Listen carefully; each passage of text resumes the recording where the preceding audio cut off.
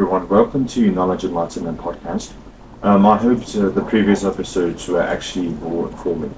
So either way, let's go straight to the point. So today we're going to be talking about how the blockchain actually works. So the first thing that you need to know is number one, the blockchain. It's like a public record book. What I mean by that is usually we know that banks or companies are the ones that actually takes control of our transactions, right? So just imagine a thousand of computers worldwide generating every transaction. They actually capture every transaction that's actually made worldwide. So in the blockchain, that's how it actually takes place.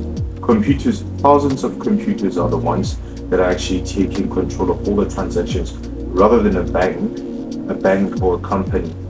You understand? That's actually taking down our records of transactions. So the blockchain is thousands of computers. And then number two, what you need to know about the blockchain is that there's no middleman in the blockchain. There's no middleman in the blockchain. Usually we know that there's a lot of institutions, so companies or entities that are actually taking control of our ins and outs of payments and transactions. But in the blockchain, there's no one's actually in charge of payments. Do you understand? So the blockchain is actually standing on its own. No one is in charge of the payments in the blockchain. So we have computers who are actually taking control, which we use mathematics and also coding.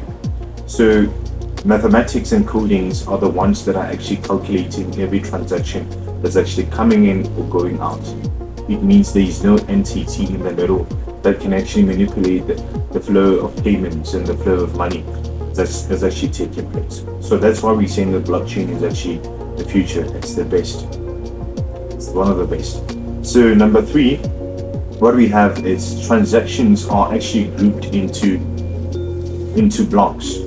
So in the blockchain, transactions are actually grouped into blocks. So I know that you might not understand what I'm actually talking about. So what I mean is, let's say there's one page of a ledger. Do you understand? So when the page is actually full, it's actually sealed, and then that specific page is actually named with a code.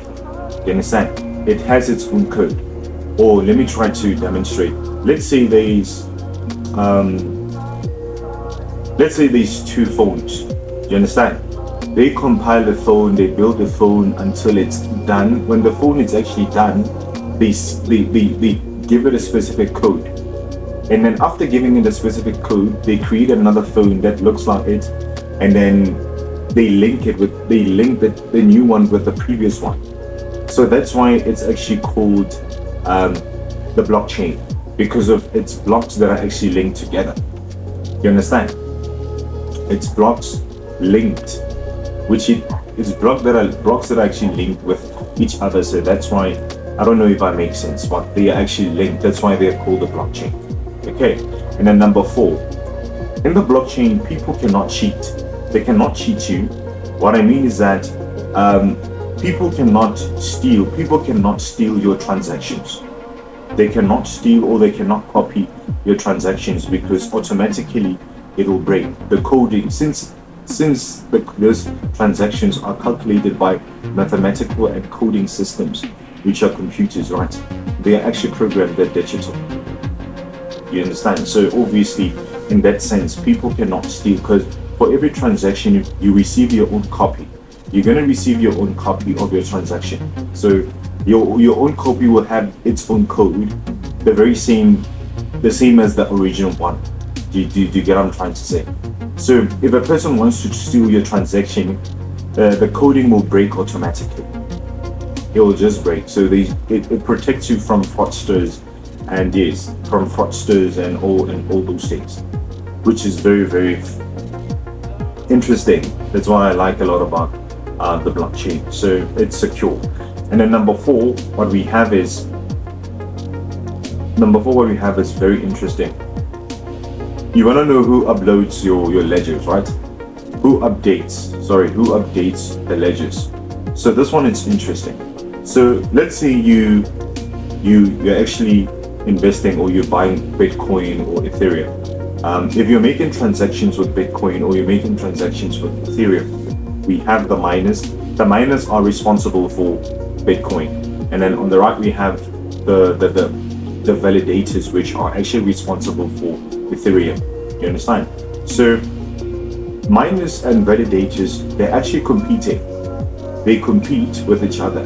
So it's like a mathematical code puzzle competition.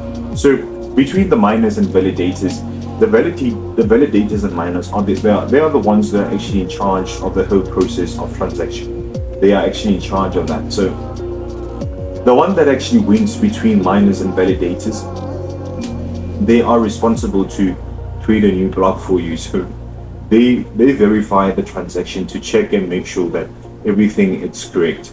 So both miners and validators, they're gonna actually get rewarded for keeping the blockchain honest and secure. So they get rewarded for that. Do you understand? So the blockchain is interesting, my friends. So it's good for you to go into the crypto world knowing what you're dealing with and knowing what you actually face. So guys, please, before I forget, make sure that you like the video and make sure that you subscribe for more content. We're going to be releasing a lot of content for you so that you can understand how important the crypto space is. It's actually. So make sure that you comment on our channel, make sure that you respond, give us your thoughts, give us your opinion so that we can actually get back to you. So number five, it's actually secure. It's transparent and secure. What I mean by the blockchain is very transparent. When you go to the banks, it's not transparent. Not everyone can see what's happening in the bank, right? So the blockchain it's interesting because we can see all the transactions that are actually made by people. But what I like about it is that people cannot identify who made the transaction. Isn't that interesting? And then I'm sure that you might worry that people might try to hack. They might try to hack your transaction, or that no, in the blockchain, it's gonna be hard for you to be able to hack other people's transactions and all that, because it's gonna require you to hack 50% of all the codings or all the computers in the world. 50% of computers in the whole wide world. How are you going to be able to hack all those computers? How? You won't be able to do that. So that's why it's secure. It's very transparent and secure. So the blockchain, it's strong. So if you didn't understand what the blockchain is, or how the blockchain is actually laid out and all that, at least maybe this video can actually give you some understanding to know more about crypto, because crypto is under the blockchain. Okay, so I hope that the video has some form of validation, and it gives you some form of clarity, so at least you know, because you remember that we need to do things based on facts.